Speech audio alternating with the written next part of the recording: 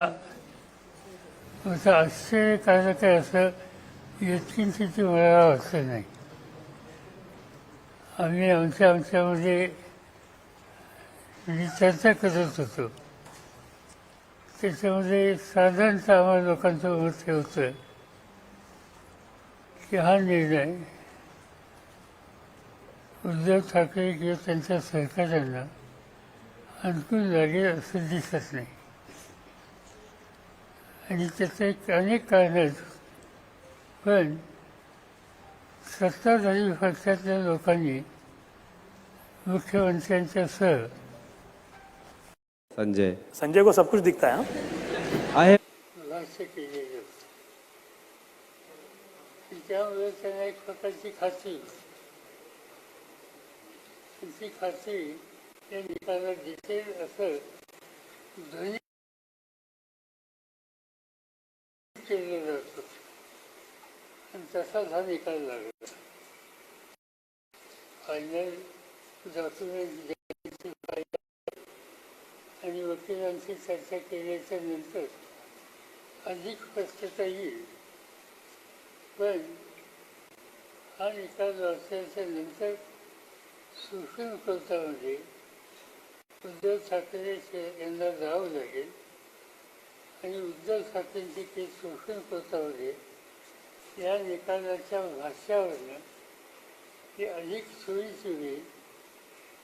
त्यांना त्या ठिकाणी न्याय मिळण्याच्या संबंधीची खात्री या जजमेंटच्या वर्दीवरनं दिसते. एक गोष्ट सगळ्यात महत्त्वाची आहे की विधिमंडळ पक्ष आणि पक्ष संघटना या ठिकाणी निकाल घेतलेला आहे. तो विधिमंडळ पक्ष याला महत्त्व दिलेलं आहे. सुभाष देसाईची जे सुप्रीम कोर्टात केस होती, सुभाष देसाई वर्सेस गव्हर्नमेंट 11 मे 2023 या जजमेंटमध्ये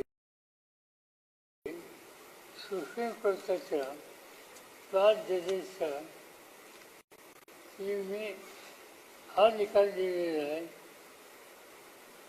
पक्ष संघटना महत्त्वाची जे उमेदवारांची निवड करतात, त्यांना निवडणूक लढवायला प्रोजेक्ट करतात आणि अशांचं मत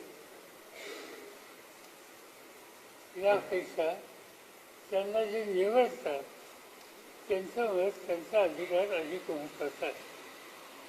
आणि लेजिस्लेटिव्ह पार्टी, विधिमंडळ पक्ष आणि पक्ष संघटना याच्यामध्ये पक्ष संघटना महत्त्वाची आहे असा निकाल सुभाष देसाईच्या केसमध्ये सुप्रीम कोर्टाने दिलेला आहे. या ठिकाणी अध्यक्ष महोदय जे काही सांगतात त्याच्यामध्ये त्यांनी अनेक वेळेला ही गोष्ट सांगितली की विधिमंडळामध्ये बहुमत कोणाचा आहे, एक व्हीप कोणाचा आहे तो, आणि व्हीप हा जो दिलेला आहे तो विधिमंडळ पक्षानं व्हीप द्यायचा अधिकार कुणाला दिलेला आहे. सुप्रीम कोर्टाच्या निर्णयामध्ये स्वच्छ असं म्हणजे व्हीप किंवा कुठलाही आदेश हा देण्याच्या संबंधीचा अधिकार पक्ष संघटनेला आहे, विधिमंडळ पक्षाला नाही. व्हीपची निवड करणे आणि त्यामुळे या ठिकाणी व्हीपची निवड ही उद्धव ठाकरेंच्या संघटनेच्या वतीनं ही केलेली नाही आणि हे या जजमेंटमध्ये त्यांनी स्पष्ट केलेलं आहे. 10 शेड्यूल हे आम्हा सगळ्यांना, म्हणजे आम्हा सगळ्यांना याचा अर्थ राजकीय पक्षात काम करणाऱ्या लोकांना एक प्रकारची दिशा देणारं असं ते शेड्यूल आहे आणि त्याच्यामध्ये स्वच्छ या गोष्टी त्यांनी स्पष्ट केलेल्या आहे. याच्यामध्ये आणखी एक गमतीची गोष्ट आहे की वीर फौजला तर त्याचं ॲक्शन घेता येते आणि त्याला अफाचं सुद्धा स्वरूप येतं. इथं काय झालं आहे, इथं वीर फौजला म्हणून शिंदेच्या लोकांच्या संबंधीची कारवाई करावी अशी मागणी उद्धव ठाकरेंच्या लोकांच्या वकिलांच्याकडून झाली होती. पण निर्णयामध्ये जजमेंटमध्ये वीज देणाऱ्याला वीज द्यायचा अधिकारच नाही आणि त्या असं म्हणून म्हणजे स्पीकरने त्या संबंधीचा पात्रतेचा निर्णय शिंदेच्यावर राहणाऱ्या 16 लोकांच्या विरोधी घेतलेला नाही. त्यांनी त्यांना त्यांची फास्ट ठरवली. दुसऱ्या बाजूने हे जे उद्धव ठाकरेंच्या विरोधचे जे लोक होते त्यांनी स्पीकरच्या इलेक्शनमध्ये पक्षाचा व्हीप पाळला नाही म्हणून त्यांना अपात्र ठरवावं अशी मागणी केली होती. स्पीकर साहेबांनी तीही मागणी मान्य केली नाही आणि त्यांनाही पात्र ठरवलं. त्यांनी पात्रता या दोन्ही बाजूच्या लोकांच्या संदर्भात त्यांनी मान्य केली. त्याचा अर्थ स्वच्छ हा आहे की सुप्रीम कोर्टाची गाईडलाईन ही तिला पूर्णपणानं बदलण्याची भूमिका या जजमेंटमध्ये घेतलेली आहे आणि त्यामुळे सुप्रीम कोर्टामध्ये जायला शिंदे यांना उद्धव ठाकरे यांना अतिशय चांगली केस आहे अशा प्रकारचं कानापेशी चित्र त्या ठिकाणी दिसते. तुम्हाला आठवतं त्याला माहीत नाही पण या 16 देशांच्या केसमध्ये सुप्रीम कोर्टाने एक गोष्टीचं निरीक्षण केलं होतं की उद्धव ठाकरेंनी राजीनामा दिला आहे आणि सुप्रीम कोर्टाने भाष्य असं केलं त्यांनी जर राजीनामा दिला नसता तर आम्हाला या संबंधीचा निकाल न्यायदेवाच्या उत्तर घेता आला असता. पण त्यांनी राजीनामा दिला ते त्या ठिकाणीच्या पदावरच नाही त्यामुळे त्याचं अधिक भाष्य करायची आवश्यकता नाही. आणि सुप्रीम कोर्टाचं हे भाष्य हे अतिशय महत्त्वाचं आहे आणि माझी खात्री आहे की त्याची उपयुक्तता हे अफिलात जातील आणि अफिलामध्ये त्या ठिकाणी उद्धव ठाकरेंना न्याय मिळेल.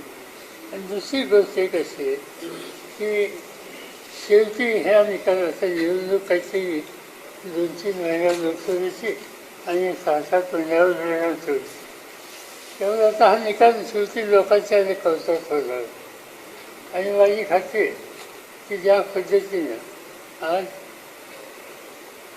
आम्ही सगळे लोक एकत्रित विचार करतोय त्याच्यामध्ये उद्धव ठाकरेंचा पक्ष असेल, राष्ट्रवादी आमचा असेल, काँग्रेस पक्ष असेल, डावी पक्षांचं फक्त माझ्याकडे आहे त्या सगळ्यांची सहभागी होण्याची भूमिका आहे.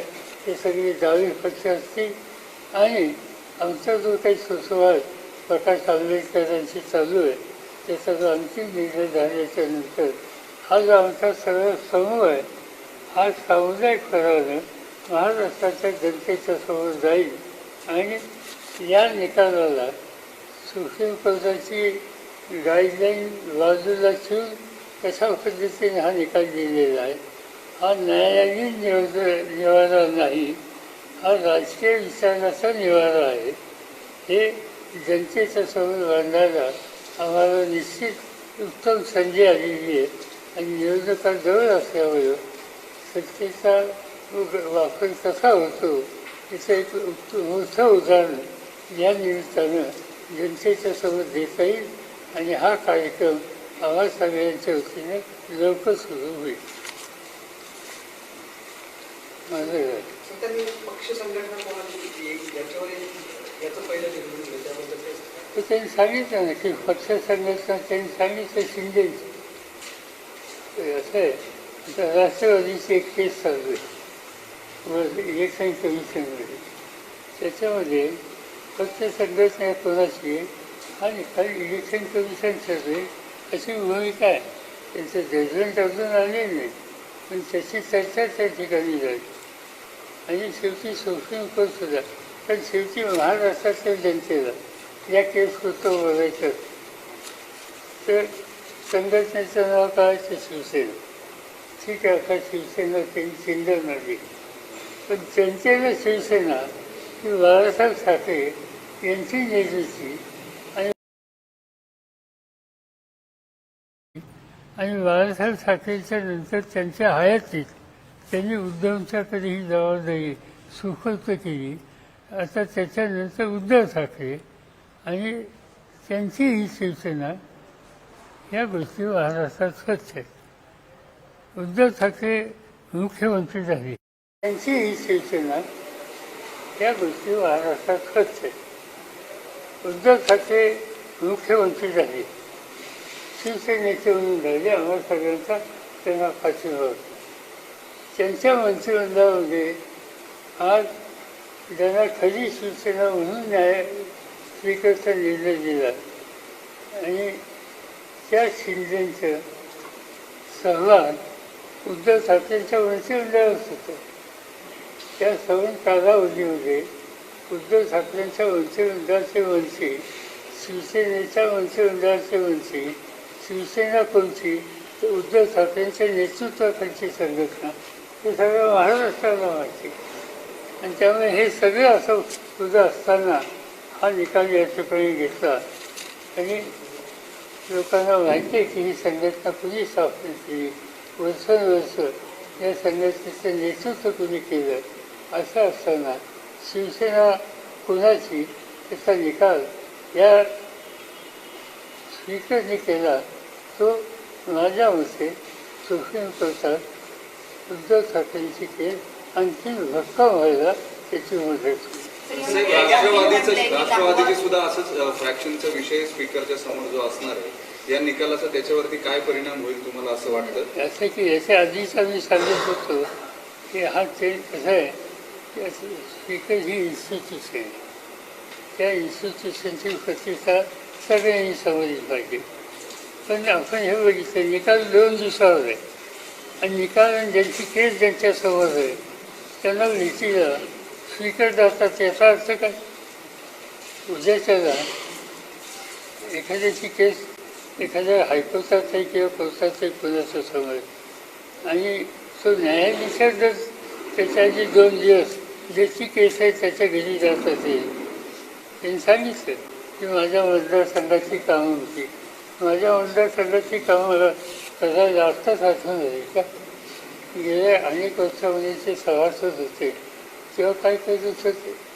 याच्यातून हा निकाल असा लागेल असं आम्हाला वाटत होतं आणि असा निकाल लागेल असं आम्हाला वाटत होतं. त्याचा अर्थ एकंदर दृष्टिकोन काय, त्या कुणाच्याही केसमध्ये याच्यामध्ये न्यायावर घटनेवर सुप्रीम कोर्टाच्या जजमेंटवर आधार घेऊन निर्णय घेण्याच्या संबंधीची भूमिका या ठिकाणी दिसत नाही. हे इतरांना सुद्धा लागू होण्याची शक्यता नाकारता येते. म्हणजे तुमची मानसिकता आहे का, म्हणजे राष्ट्रवादीच्या बाबतीमध्ये हेच होईल, तुम्ही केली आहे मानसिकता? असं आहे, पॉईंट असं आहे की एकदा होऊन जाईल ना काय होतं. मी जे असं सांगितलं की ज्यांनी निकाल देताना निकाल देण्याच्या आधीच्या 2 दिवसाचं त्यांचं एकंदर वर्तन बघितल्याच्या नंतर साधारणतः लोकांना शंका जर आली तर त्यांना दोष देता येणार. सर, पण 10 शेड्यूलमध्ये या आजच्या जजमेंटमध्ये निरीक्षणामध्ये स्पीकरनी म्हटलं की 10व्या शेड्यूलचा वापर हा कोणतेही निर्णय लादण्यासाठी किंवा पक्ष नेतृत्वाची भूमिका मांडण्यासाठी केला जाऊ शकत नाही असं निरीक्षण त्यांनी मांडलंय. अजित पवार हे नेमकी हीच भूमिका मांडतात की पक्ष नेतृत्व आमच्याकडे सोपवत नव्हतं निर्णय, मग त्या दृष्टिकोनातून सुद्धा हा महत्त्वाचा मुद्दा म्हणावा लागेल. माझ्या मते 10 शेड्यूलच्या संबंधीचं भाष्य सुप्रीम कोर्टाने सुभाष देसाईंच्या केसमध्ये केलं ते खरं आहे आणि ते फार जजेंचं आहे आणि फार जजेंचा सुप्रीम कोर्टाचा निर्णय हा लॉ होतो, कायदा होतो, केस लॉ. त्यामुळं स्पीकर साहेबांनी काय म्हणलं, आणखीन कुणी काय म्हणलं, त्याच्यापेक्षा सुप्रीम कोर्टाच्या निर्णयातून जो केस लॉ झाला तो अतिशय महत्त्वाचा. पण ठाकरेंचे जे आता आमदार आहेत ते भारत गोगावले आमंत्रण करू शकतील?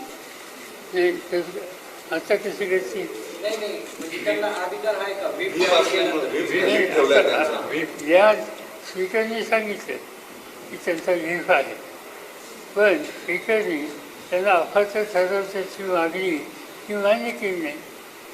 हा उद्देशाला विधिमंडळामध्ये एखाद्या विषयाला व्हीप दिला, त्यांनी मान्य नाही केला तर तो वादाचा किंवा न्यायालयात जाण्याचा विचार होऊ शकतो. तर पॉलिटिकली ड्रिबल नव्हता, म्हणजे भाजपचा तो मुद्दा मांडला गेला होता एका याचिकेमध्ये की भाजपच्या सांगण्यावरनं या सगळ्या गोष्टी केल्या गेल्या, तेही मान्य होऊ शकत नाही असं स्पीकर म्हणाले. तर त्यांनी सांगितलं खरं असं उद्धव ठाकरेंना सोडून शिंदे साहेब कोणाबरोबर गेले, त्यांच्या मंत्रिमंडळात कोण लोक आहेत, भाजप त्यांचा अलायन्स आहे का नाही, आता ही जगण्याची गोष्ट आहे. त्यामुळे जे गेले त्यांच्या संबंधी आज काही म्हणलं तर चालेल, पण नंतरच्या पुढच्या सुप्रीम कोर्टाच्या मॅटरमध्ये गणती जाणार आहे, त्याच्यात वास्तव त्याचं होतही. सर, लोकसभा निवडणुकीपर्यंत जर सर्वोच्च न्यायालय याबाबतचा काही अंतिम निकाल लागला नाही तर चिन्हाचं आणि पक्षाचं उद्धव ठाकरेंच्या पुढे आव्हान कसं असेल? की त्यांना इलेक्शन कमिशनच्या पुढे जावं लागेल किंवा यांच्या पुढे जावं लागेल. आणि इलेक्शन कमिशन सुद्धा सुप्रीम कोर्ट त्यांना चिन्ह देईल, त्याच्याबद्दल सांगेल तुम्ही नाव काय घ्या, काही करायचे दिसतील, त्याला उद्याचे हेच आर्ग्युमेंट करणार की असा निकाल लावला आहे, त्या निकालाच्या विरुद्ध आम्ही तुमच्या समोर उद्या निवडणुका आलेल्या आहेत, तुमचा निकाल लागेल म्हणजे आम्हाला काहीतरी पर्यायी व्यवस्था करा हे ते म्हणतील, त्याच्यातले मान्य. आणि आता हा सगळा विचार आम्ही केलेला आहे. ते जवळपास 120 चिन्ह आहेत, त्याची यादी उंचीच्या उंची आहे. ठरले चिन्ह वगैरे काही नाव वगैरे तुमच्या प्रिपरेशनच्या तयारीनुसार? ठाकरेंनी मशाल घेतली आपण असं होईल काय होती, आता वर्षात नोकरी झाली करायचं. तुम्ही आणखी जरा इलॅबोरेट करू शकले निर्णय तर तुमच्या आधीच्या रेफरन्सेसने सुप्रीम कोर्ट काय म्हणेल किंवा काय करेल ते उद्या सांगेल. कारण माझ्या हातात डॉक्युमेंट पाहिजे आणि तुझं वकिलांशी बोलावं लागेल. एक मिनिट.